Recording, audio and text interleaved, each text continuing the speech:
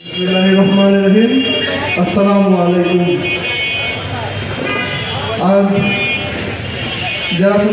জেলা সম্মেলনে আগত সবাইকে আমার শুভেচ্ছা এবং অভিনন্দন। ইসলাম একটি ধর্ম নয়, এটি একটি পূর্ণাঙ্গ জীবন ব্যবস্থা। কিন্তু আফসোসের কথা হলো, আমাদের এই পূর্ণাঙ্গ জীবন ব্যবস্থা এই কথাটা আমরা জানি সবাই, কিন্তু কেউ এটা মানি না। আমাদের অনেক ধরনের কথাই শুনতে হয়, যেমন ইসলামকে একদল কুচক্রী বহর সবসময় মসজিদ কেন্দ্রিক হিসাবে রাখার চেষ্টা করেছে। সবসময় বলেছে যে ইসলাম তো থাকবে মসজিদের ভেতর, বাইরে কেন? তাহলে তারা সরাসরি প্রশ্ন করছে রাসূলুল্লাহ সাল্লাল্লাহু আলাইহি ওয়াসাল্লাম। রাসূলুল্লাহ সাল্লাল্লাহু আলাইহি ওয়াসাল্লাম মসজিদে নববীতে বসে পুরো আরব উপদ্বীপ শাসন করেছে। তার মানে কি সে ইসলাম পালন করতো না? তার মানে কি সে ভুল? এটি ছিল সবথেকে বড় রাসূলের বর্ণনা, কিন্তু এই নিয়ে আমরা কোনো কথা বলছি না। তাছাড়াও আমাদের সমাজ ব্যবস্থা, ব্যক্তি জীবন, পরিবার, সমাজ এবং রাষ্ট্র প্রত্যেকটা ক্ষেত্রে ইসলামের বিধান আছে। আফসোসের কথা, আজকে আমাদের বিভিন্ন কেন্দ্রে দেখা যাচ্ছে অবাধে ছেলে মেয়ের মেলামেশা, এবং সবথেকে আজকের কথা হচ্ছে একটা ইসলামী শাসন ব্যবস্থা, ইসলামী সমাজ ব্যবস্থায় সবথেকে বড় বাধা হয়ে যাচ্ছে আমাদের বিয়ে থেকে শুরু করে বিভিন্ন ইসলামী যেসব রীতিনীতি, তারা আমাদেরকে অনেকভাবে আটকে রেখেছে। পশ্চিমারা আমাদের পরিবার কথা ধ্বংস করে দিয়েছে। পরিবার না থাকলে ইসলাম থাকবে না। পরিবার ভিত্তিক ইসলাম জাগ্রত হলে এক সময় খেলাফত কায়েম হবে। আজ 2025 শুরু হয়ে গেছে, খেলাফত নেই 101 বছর। 1924 সালে কামাল পাশা সে খেলাফত ব্যবস্থা বিলুপ্তি ঘোষণা করে। ইনশাআল্লাহ আমরা আশা রাখি এই দুনিয়ার মাটিতে একদিন আবার খেলাফত ব্যবস্থা কায়েম হবে। আজকে সময় কম, এই বলে আমি আমার বক্তব্য শেষ রাখছি। আসসালামু আলাইকুম। প্রতিষ্ঠাবাসী উপলক্ষে পরিপূর্ণময় উৎসব, এবং এটি আজকে আমার কাছে খুব ভালো লেগেছে একটা বিষয়, যে এই বই বিনিময় উৎসবের মাধ্যমে যে বই আদান প্রদান চলছে। এখানে অনেক বই দেখলাম, আমি সকালে এসেছিলাম বই এক্সচেঞ্জ করার জন্য।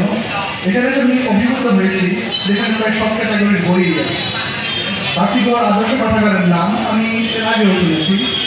এখানকার অনেক দায়িত্বশীলের সাথে আমার ব্যক্তিগতভাবে আলোচনা করতেছি, এবং সময় টিভিতেও আমি বাতিঘর আদর্শ পাঠাগারের মাধ্যমে অনেক কিছু জানতে পারি। তাদের এই উদ্যোগকে আমি ধন্যবাদ জানাই। বই কেন দরকার? বই আমরা কেন পড়ছি? বই না পড়লে আমরা আমাদের চিন্তা শক্তি বিকশিত করতে পারব। আমাদের চিন্তা শক্তি এক একটা অস্ত্রের মতো। এটি আমরা বুঝতে পেরেছি এই গত অভ্যুত্থানে। আমরা প্রায় দেখি যে বিভিন্ন গোষ্ঠী আমাদের চিন্তা শক্তিকে দমন করে, এবং এর জন্য তারা পাঠ্যসূচি থেকে শুরু করে বিভিন্ন কিছুতেই তারা একটা পরিবর্তন আনে এবং তাদের নেগেটিভ তৈরি করে। আমরা যদি বই না পড়ি, আমরা সেই নেগেটিভ জানতে পারবো না। আমাদের অন্য নেগেটিভ সম্পর্কেও জানতে হবে, আমাদের অন্যের মত শুনতে হবে, এবং অন্যের মত বোঝার জন্য আমাদেরকে বই পড়তে হবে। বই না পড়লে আমরা আমাদের মস্তিষ্কের বিকাশ হবে না। বইয়ের মাধ্যমেই আমরা আমাদের মাথায় শব্দ গুচ্ছ তৈরি হবে, এর মাধ্যমে আমরা নিজেরা সৃষ্টিশীল কিছু তৈরি করতে পারবো। বই এমন একটি অস্ত্র যার মাধ্যমে আমরা অনেক নতুন নতুন বিপ্লব তৈরি করতে পারি। বইয়ের মাধ্যমে আমরা প্রত্যেকটা অঞ্চলে, প্রত্যেকটা জায়গায় শিক্ষার মাধ্যমে আমরা উন্নত কিছু করতে পারি। আজকে এই বই বিনিময় উৎসব আমি সামনেও চাইব যেন প্রতি বছরই করা হোক, এবং আমার আশা থাকবে বাতিঘর আদর্শ পাঠাগারের প্রতিষ্ঠাবার্ষিকী উপলক্ষে প্রতি বছরই এই বই বিনিময় উৎসব চলুক। এবং আমি চাই এই দিনটি যেন প্রত্যেক টাঙ্গাইলবাসী, প্রত্যেক টাঙ্গাইলের বই প্রেমীদের কাছে একটি গুরুত্বপূর্ণ দিনে পরিণত হোক। এবং আমি চাই বাতিঘর আদর্শ পাঠাগারের মতো বিভিন্ন জায়গায় পাঠাগার তৈরি হোক। বিভিন্ন সরকারি প্রতিষ্ঠানের গুলোতেও আমি দেখেছি যে একটা পাঠাগারের অনেক সমস্যা। যদি আমরা পাঠ্যপুস্তকেই সীমাবদ্ধ থাকি এবং অন্যান্য বই না পড়ি, তাহলে এটা আমাদেরকে জ্ঞানের দিক দিয়ে লোক করে, এবং আমরা জ্ঞানের দিক দিয়ে পিছিয়ে থাকবো। আমি চাই বাতিঘর আদর্শ পাঠাগারের মতো পাঠাগার অন্যরা তৈরি হোক, এবং বাতিঘর আদর্শ পাঠাগার তার কাজ চালিয়ে যান। এই বই আমি বক্তব্য শেষ করছি। আল্লাহ হাফেজ।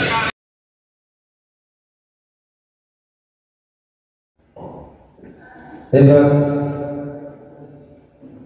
সামাজিক যোগাযোগ মাধ্যম ও প্রশাসন আশীর্বাদ এর পক্ষে বলবে সরকারি মাওলানা মোহাম্মদ আলী কলেজের বক্তা মাকসুদ আল নাজির।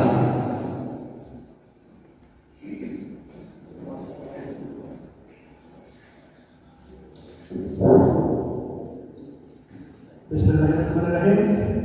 সম্মানিত সভাপতি, মাননীয় বিচারক মণ্ডলী, শ্রদ্ধেয় অতিথিবৃন্দ এবং প্রিয় শ্রোতা, সবাইকে আসসালামু আলাইকুম। আমি মাকসুদ আল নাজির। আমি সরকারি মাওলানা মোহাম্মদ আলী কলেজের একজন শিক্ষার্থী। আমি দ্বিতীয় বক্তা হিসেবে যুক্তি উপস্থাপন করতে যাচ্ছি। সামাজিক যোগাযোগ মাধ্যম প্রবেশন আশীর্বাদ। সামাজিক যোগাযোগ মাধ্যম আমাদের সময় এক গুরুত্বপূর্ণ আবিষ্কার। সামাজিক যোগাযোগ মাধ্যমের আগে আমরা সবাই যোগাযোগ করতে স্বাচ্ছন্দ্য বোধ করি। আমরা অনেক দূর দূরান্তের খবর খুব সহজেই পেয়ে থাকি। আমি না বিপক্ষদলকে একটু প্রশ্ন করতে চাই, সামাজিক যোগাযোগ মাধ্যম যদি না থাকতো তাহলে বিশ্বে দূর দূরান্তের যে খবরগুলো আমরা দ্রুত সময়ে কিভাবে জানতে পারতাম? শুধু তাই না, সামাজিক যোগাযোগ মাধ্যম আমাদেরকে অনেক ধরনের সুযোগ সুবিধা এনে দিয়েছে। সামাজিক যোগাযোগ মাধ্যম গণমাধ্যমের বিকল্প হিসেবে উপস্থাপিত হয়েছে, যেখানে আমরা দেখতে পারি ইলেকট্রনিক এবং প্রিন্ট মিডিয়া প্রায় সরকার এবং বিভিন্ন ধরনের প্রভাবের কারণে তারা আসল সমাজের চিত্রটা উপস্থাপন করতে পারে না। সেখানে সামাজিক যোগাযোগ মাধ্যম খুব সুন্দরভাবে আমাদেরকে সেই চিত্র উপস্থাপন করতে পেরেছে। এবং আমি আরো বলতে চাই, আমি যদি আমার এলাকার কোনো সমস্যা সামাজিক যোগাযোগ মাধ্যমে শেয়ার করি, আমার সবাই খুব দ্রুত সময়ের মাধ্যমে মাইল দূরে থাকা নিজেকেও সেই বিষয় সম্পর্কে জানতে পারবে। সামাজিক যোগাযোগ মাধ্যম আমাদেরকে এভাবেই উপকৃত করেছে। আমার বিপক্ষদল প্রতারণা থেকে শুরু করে বিভিন্ন ধরনের বিষয় সম্পর্কে তুলে ধরেছে, যা সামাজিক যোগাযোগ মাধ্যমে সহায়তা করে। আমি তাদেরকে প্রশ্ন করতে চাই, সামাজিক যোগাযোগ মাধ্যম কি আমাদেরকে বাধ্য করছে, যে আমাদেরকে নেতিবাচক দিক সম্পর্কে আমাদেরকে উৎসাহিত করছে? এটি কি আমাদের ব্যবহারকারীদের দায়িত্ব নয় যে আমরা এই সামাজিক যোগাযোগ মাধ্যম ভালোভাবে ব্যবহার করি? সামাজিক যোগাযোগ মাধ্যমে ভালো দিকগুলো কি আমরা সহজে ব্যবহার করতে পারি না? এই পক্ষে যদি আমি আমার বক্তব্য শেষ করছি। বড় ভাই অনেক কিছু সম্পর্কে কথা বলে গেল। এখানে আমি কয়েকটা বিষয় নিয়ে কথা বলবো, বেশি আপনাদের ব্যক্ত করবো না। সেটা হলো, আমরা যখন ৭১-এর পূর্বপুরুষ মুক্তিযুদ্ধ করেছিলেন, তারা ভেবেছিলেন যে এই সংগ্রামী শেষ, এরপর থেকে আমরা স্বাধীন। পাকিস্তান আন্দোলন আমরা ছিলাম, কিন্তু সেই পাকিস্তান রাষ্ট্র আমাদেরকে সেই স্বাধীনতা পারেনি। কিন্তু ৭১ পর থেকে আমরা সেই স্বাধীনতা থাকলো না। একের পর এক বিপ্লব হতে থাকলো, কিন্তু দেশের অবস্থা, দেশের মানুষের দুর্দশা ঠিক একই রকম হতে থাকলো। এর পিছনে আমি একটা কারণে বলবো, একটু ইতিহাসের দিকে যাই। আমাদের রাসূলুল্লাহ সাল্লাল্লাহু আলাইহি ওয়াসাল্লাম যখন মক্কা থেকে মদিনা হিজরত করেন এবং সেখানে তিনি এক ইসলামী রাষ্ট্র প্রতিষ্ঠা করেন, তো সেই ইসলামী রাষ্ট্র তিনি কাদের নিয়ে প্রতিষ্ঠা করেছেন? ইসলামী আদর্শে দীক্ষিত এবং সবাই মানুষদেরকে নিয়ে তিনি সেই ইসলামী রাষ্ট্রটা কায়েম করেছেন। এখন কথাটা হলো, আমরা যা আছি তারা যদি সবাই নিজ নিজ জায়গা থেকে সতর্ক না করি, এই ধরনের একটাই উদ্দেশ্য, যে আমরা যদি নিজ নিজ জায়গা থেকে সচেতন না করি, তাহলে যতই বিপ্লব হবে, একের পর এক বিপ্লব হবে, মানুষ মারা যাবে, মানুষের দুর্ভোগে শেষ হবে না, আমাদের বিপ্লবটা মিনিংলেস হয়ে যাবে। তো আমাদের প্রথম দায়িত্বটা হলো কি, সবাই নিজ নিজ জায়গা থেকে সচেতন হওয়া। এখন বলতে পারেন যে আপনার একা সচেতন হয়ে কি করবো? হ্যাঁ, একটা জিনিস মনে করিয়ে দিই, শেখ হাসিনা স্বৈরাচারী শেখ হাসিনা যখন বললো যে মুক্তিযোদ্ধার সন্তানরা চাকরি পাবে না, তো রাজাকারের সন্তানরা পাবে, এই কথাটা কিন্তু এক সাংঘাতিক প্রচারণা করেছিল। এখন যদি ভালোভাবেই বলা যায়, তাহলে তার এক কথায় অনেক কিছু পরিবর্তন করছে। কারণ এভাবে না বলে আমাদের সবার রাতটা উজ্জীবিত হতো না, আমরা বুঝতে পারতাম না যে আমাদের এই অবস্থা। তো আমরা চাইলে অনেক কিছুই পাই। এখন আমাদের টাঙ্গাইলের সমস্যার কথা বলি। টাঙ্গাইলের মধ্যে সমস্যাটা বলতে গেলে বিশেষটা বলে আমাদের দেখতে পাচ্ছি যে রাস্তাঘাটে প্রচুর যানজট হয়। কারণটা কি? প্রচুর অটো, রিক্সা, এগুলাকে মনে করেন কোনো লাইসেন্স ছাড়া যে যার মতো আসছে, টাকাকে ঘুষকে আপনারা বুঝতে পারেন, যেভাবে আমাদের সেভাবে এগিয়ে গেছে। এইগুলোর কারণে এখন মানুষের থেকে অটো সংখ্যা বেশি। এদের সংখ্যা এতই বেশি যে এখন পত্রিকাতে হাঁটতে গেলে এদের কারণে জানতে হয়। তো আশা করছি বিপ্লব পরবর্তী সময় এই বিষয়টা সবাই নজর রাখবেন। আরেকটা বিষয় বলতে চাই, সেটা হলো ময়লা আবর্জনা। সমাজটা আমাদের, দেশটা আমাদের, আমাদেরকে পরিচ্ছন্নতা দায়িত্ব নিতে হবে। এখন রাস্তাঘাটে যদি আমরা ময়লা ফেলি বা দূষণ করি তাহলে সেটা কীরকম ভেজা গেল। বেবিস্ট্যান্ড থেকে যখন আমরা সেই সন্দেশে যাই বা কাকমারি কলেজে যাই তখন দেখি যে ময়লার স্তূপ, এগুলো আশেপাশে মানুষের ক্ষতি করতেছে। একটা বিশ্ববিদ্যালয়ের রাস্তা দেখতেও বাধা দেখা, তো এই বিষয়টা আশা করছি তারা নজর দিবে। এরপর পোস্টার লাগবে, অসুবিধা নেই, কিন্তু কথাটা হলো পোস্টার দেখলাম অনেক জায়গায় মানে আমাদের যে আন্দোলনের সময় গ্রাফিটি কিংবা দেওয়াল লিখনের উপরে নেওয়া হচ্ছে। আমাদের উচিত এই আগস্ট বিপ্লবে ধারণ করে এরকম সব গ্রাফিটি আর দেওয়াল লিখনকে সংরক্ষণ করা, এগুলাই আমাদের ইতিহাসে থাকবে। এবং পোস্টারের বিকল্প একটা জিনিস হতে পারে, শহরের বিভিন্ন জায়গায় অ্যাডভার্টাইজিং বোর্ড থাকতে পারে, সেখানে মানুষ পোস্টার লাগাবে। যত্র পোস্টার এগুলো শহরের সৌন্দর্য হানি করে। তো আমরা এই বিষয়গুলো নিয়ে আমরা ভাবতে পারি। পরিশেষে একটা কথাই বলবো, নিজ নিজ জায়গা থেকে সচেতন হলেই আমরা আমাদের এই বিপ্লবের স্পিরিট ধরে রাখতে পারবো এবং আমাদের সকল সমস্যা সমাধান করতে পারবো। ধন্যবাদ। আসসালামু আলাইকুম। তার সম্পর্কে কিছু আলোচনা করা দরকার। ব্রিটিশ বিরোধী আন্দোলনের একজন অগ্রনায়ক, যাকে মাওলানা ভাসানী তারা যদি গুরু মানতেন, যার কারণে তিনি তার এই কলেজের নামটা মাওলানা মোহাম্মদ আলী সাহেবের নাম করেছেন। এই মহাগুরুর জন্মগ্রহণ করে ভারতের রামপুরে 1878 সালে। তিনি আলিগড় মুসলিম বিশ্ববিদ্যালয় এবং অক্সফোর্ড বিশ্ববিদ্যালয়ে লিঙ্কন কলেজ থেকে লেখাপড়া করেছেন এবং তিনি দীর্ঘ সময় শিক্ষা ক্যাডার হিসেবে, শিক্ষা প্রশাসক হিসাবে নাম করে তিনি কর্মরত ছিলেন। এ সময়েই তিনি ব্রিটিশদের অন্যায় অত্যাচার দেখে ব্যথিত হন। তখন সে সিদ্ধান্ত নেয় যে সে আর চাকরি করবে না। এছাড়াও তিনি আগে থেকে বিভিন্ন শায়েরি, কবিতা এগুলো লিখতেন। তো সে দুটা পত্রিকা তার বেশি জনপ্রিয়, সে অনেক পত্রিকার সাথে সে কাজ করেছে, কিন্তু দুটো পত্রিকা সে বেশি ব্যবহার করেছে। একটি হলো উর্দুতে হামদার, 1952 পত্রিকা হামদার না, হামদার ছিল একটি উর্দু পত্রিকা, এবং তার ইংরেজি একটি পত্রিকার নাম ছিল কমরেড। এই পত্রিকাগুলো স্বয়ং ইংল্যান্ডের ভাইসরয় পর্যন্ত পড়তেন, তো এই ছিল প্রচুর জনপ্রিয়। তিনি এই পত্রিকার মাধ্যমে তিনি তার বিপ্লবে হাতিয়ার হিসাবে ব্যবহার করেছিলেন এবং এই পত্রিকাগুলোর মাধ্যমে তৎকালীন অবিভক্ত ভারতে মুসলিমদের বিপ্লবী চেতনায় জাগ্রত করার কাজ করেছে। এর জন্য তাকে একাধিকবার কারাবরণ করতে হয়েছে। 1914 সাল থেকে শুরু হয় প্রথম বিশ্বযুদ্ধ।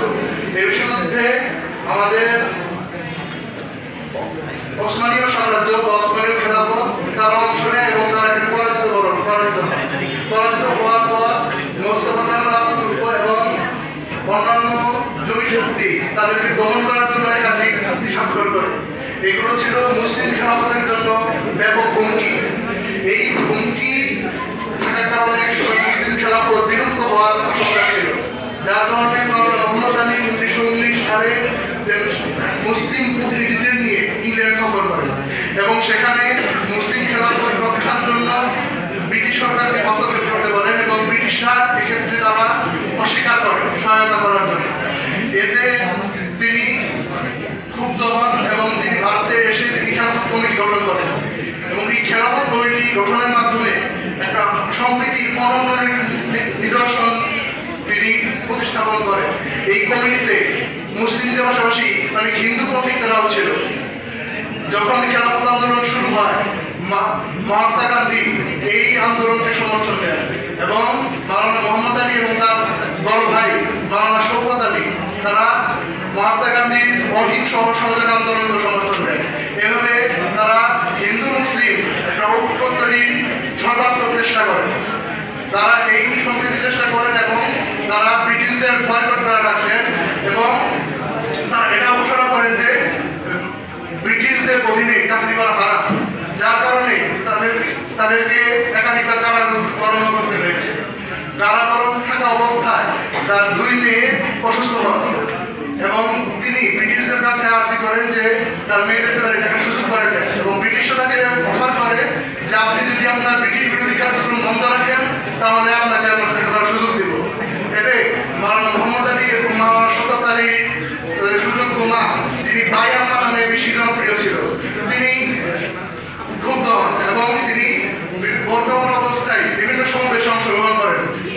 বলেন যদি তারা ব্রিটিশদের মোহাম্মদ আলী শওকত আলী যদি ব্রিটিশদের এই জিনিসগুলো মেনে নেন তাহলে তাদেরকে মা বলতে ডাকতে নিষেধ করেন এবং এটাও বলেন যে তার বৃদ্ধ হাতি যথেষ্ট মাওলানা মোহাম্মদ আলী এবং শওকত আলী গলা টিপে ধরা যদি তারা ব্রিটিশদের কাছে মাথা নত করেন।